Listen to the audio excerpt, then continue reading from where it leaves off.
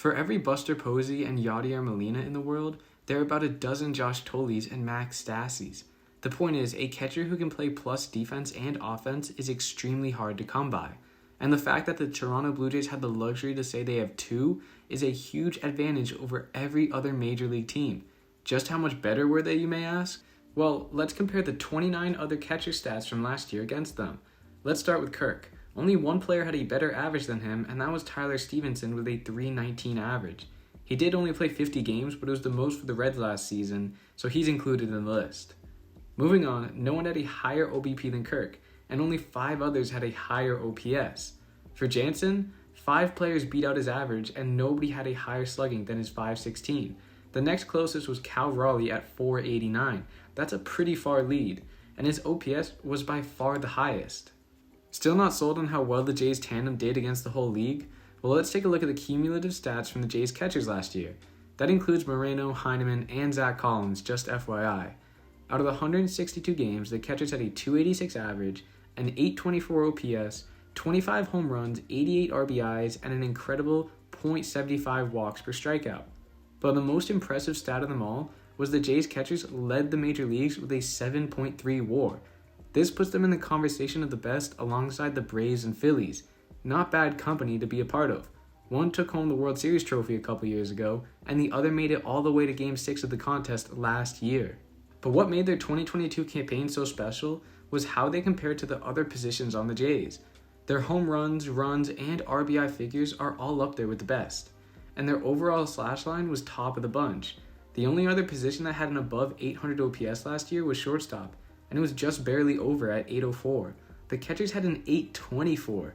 You can make the argument that it was the most productive position in the Jays lineup and have a lot of stats to back it up, which is crazy to think about when you have the likes of Vlad, Bichette, Springer, Teoscar, and Chapman.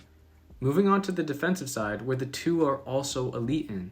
Now, there aren't many stats for catchers to show their worth, but a new one was just created called blocks above average.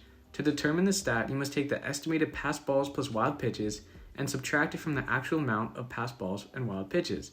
For Kirk, he had an expectation of 24 passed balls and wild pitches while only giving up 12, which means he has a plus 12. For Jansen, he had an expectation of 19 passed balls plus wild pitches, but he only allowed 10, meaning he has a plus 9. The two ranked 4th and 8th respectively, but they had to split the time. When looking at the blocks above average per game, the two had .18, putting them only behind Adley Rutschman as the best in baseball.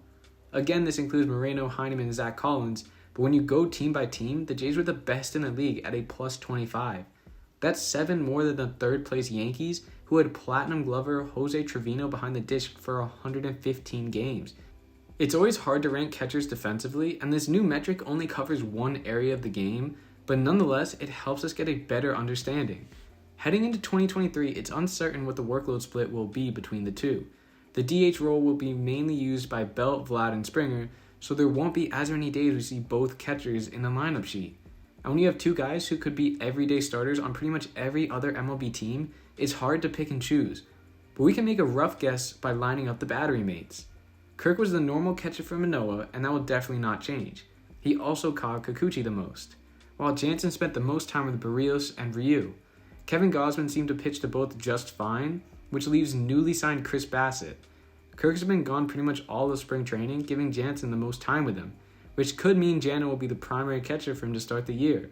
Of course, there can be injuries and underperformances that occur, but given who catches who, the split will most likely be around 50-50 for the first month or so.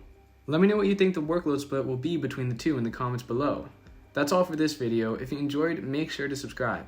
Only a small percentage of people watching are actually subscribed, and it helps me out a lot. Plus, you're definitely going to want to be kept in the loop with baseball season fast approaching. Thank you guys, and I'll see you in the next video.